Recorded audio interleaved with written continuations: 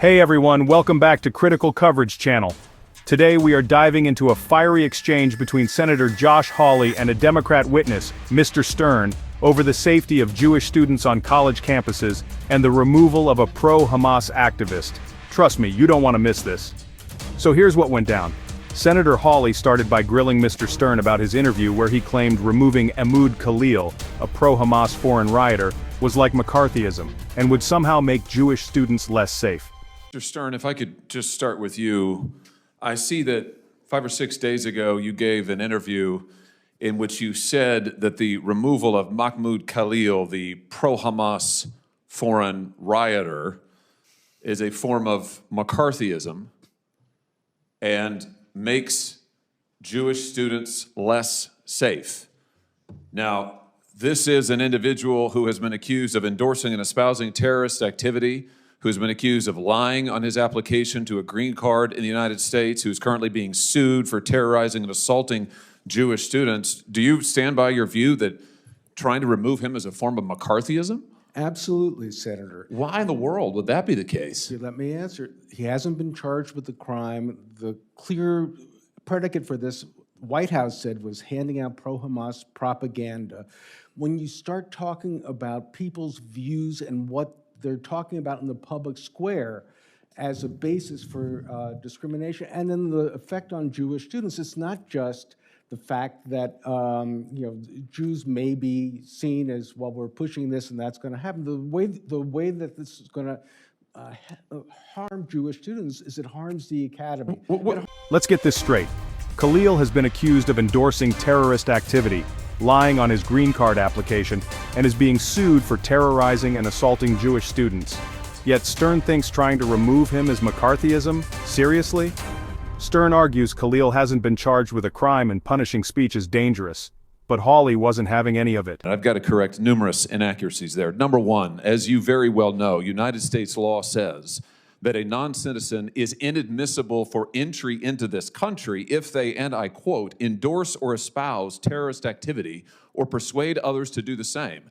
That same law provides you can be removed for the same reasons. That is what Mr. Khalil has been accused of. He has further been accused of by the United States government lying on his visa application. That on its own would be sufficient to remove him from this country. He is being sued, as you and I sit here in New York court, by the victims of October 7th for terrorizing and assaulting Jewish students, unlawfully taking over and damaging public university property, and physically assaulting Columbia University employees.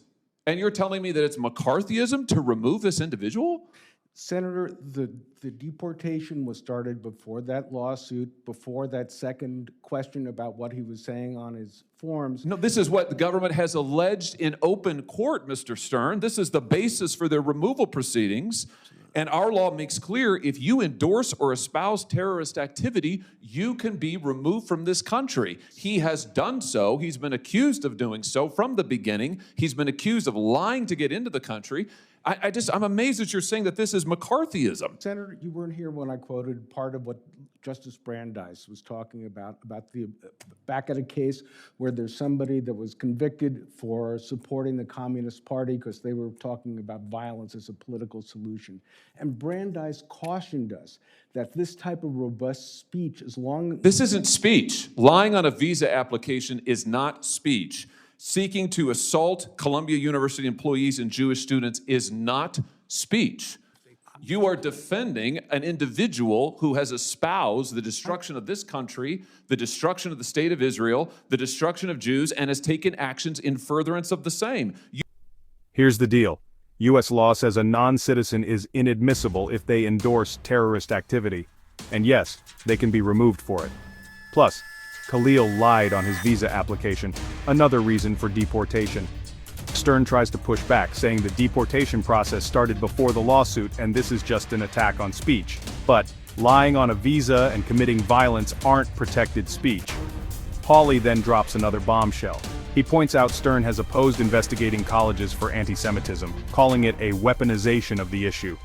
Stern backtracks, saying he supports investigations, just not when they involve clawing back funds or holding institutions accountable. But Hawley isn't buying it. You've also said that investigating the 60 colleges and universities that are currently under investigation by the Trump administration for anti-Semitism is a form of weaponizing anti-Semitism for political benefit. You're opposed to investigating these institutions for anti-Semitism? Senator, I've been very clear that OCR has a very important role, that there are complaints that should go through the process. When you start using the Department of Justice and threatening universities' funding. You are opposed, I just want to get this on the record, you are opposed to investigating Columbia University and others for anti-Semitism? No. That's what you said 6 days ago. I am not opposed to doing it the right way. What does that mean, doing it the right way? Not to claw back funds, not to say we're holding you ransom. We're getting your faculty, Jewish... You were asked about an investigation for failing to protect Jewish students, and you said that's just weaponizing anti-Semitism. It makes students less safe. It is when the I think that's Department of crazy. Justice has a list of places they want to go to. The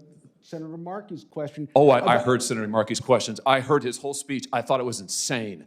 I just want to say for the record, I thought it was totally insane.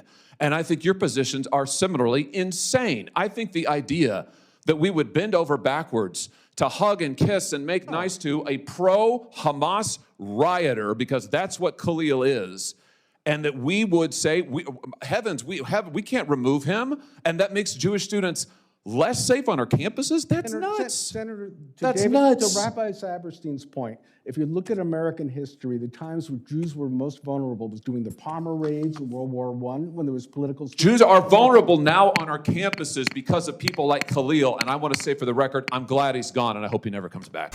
Finally, Hawley ends with a strong statement. He calls the idea of protecting a pro-Hamas rioter insane, and declares that Khalil's removal makes Jewish students safer, not less safe. And you know what? He's absolutely right. Jewish students on campuses across America are facing real threats. Protecting people like Khalil only emboldens those threats. So what do you think? Is Hawley right to call this out? Let us know in the comments below. Don't forget to like, share, and subscribe for more hard-hitting coverage.